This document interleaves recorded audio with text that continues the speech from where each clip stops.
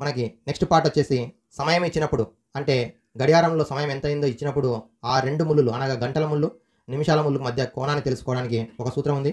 ఆ కోణం టీటా అనుకున్నట్టయితే 30 ఇంటూ అవర్స్ డిఫరెన్స్ 11/2 మినిట్స్. ఇది డిఫరెన్స్, నాట్ మైనస్, డిఫరెన్స్. ఒకవేళ ఇది పెద్దగా ఉంటే దీన్ని తీసేయాలి, ఇది పెద్దగా ఉంటే దీంట్లోకి దీన్ని తీసేయాలి. సో ఆ రెండింటి యొక్క డిఫరెన్స్ తెలుసుకుంటాం. ఇప్పుడు మరి ఈ ఫార్ములాను బేస్ చేసుకుని మనకి సమయం ఇచ్చినప్పుడు యాంగిల్ తెలుసుకోవచ్చు. First question, the angle between the two hands of a clock 9:40 hours is. 9 గంటల 40 నిమిషాలు అయినప్పుడు గడియారంలో రెండు ముళ్ళుల మధ్య కోణం ఎంత? సో ఇప్పుడు 30 ఇంటూ అవర్స్ ఎన్ని ఉన్నాయి? 9 ఉన్నాయి. మైనస్ 11/2 ఇంటూ మినిట్స్ ఎన్ని ఉన్నాయి? 40. So 39 are 270 minus 2 1s are 220 is a cancel.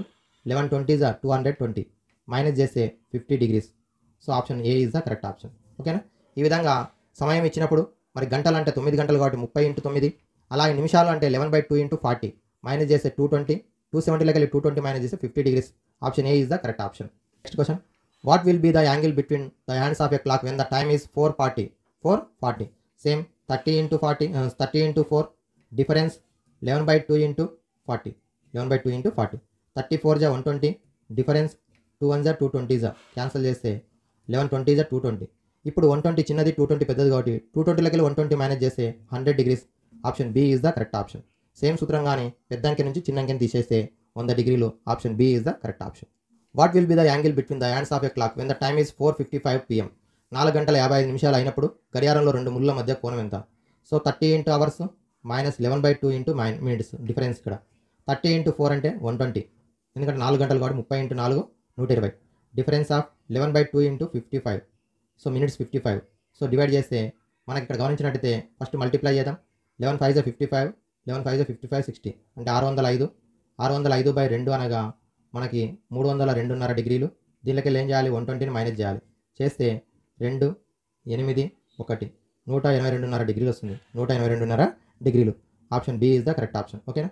So 11/2 into 55 చేస్తే మనకి 605 వచ్చింది. 605ని 2తో భాగిస్తే 302.5 వచ్చింది. దీంట్లోకి వెళ్ళి 30 అవర్స్ అంటే మరి 30 ఇంటూ 4 అంటే 120 మైనస్ చేస్తే 182 degrees half degree. Okay, next question.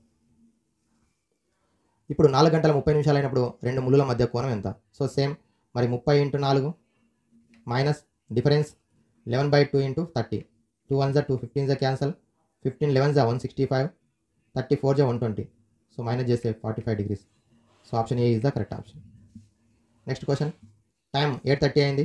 మరి 8:30 అయినప్పుడు గడియారంలో రెండు ముళ్ళ మధ్య కోణం అడిగిండు. Angle between two hands same 30 into hours 8, 11/2 into minutes 30. So 2 1s are 2, 15s are 15 into 11 165, 30 into 8 240. 240లోకి వెళ్ళి మైనస్ చేస్తే 75 degrees. So option B is the correct option.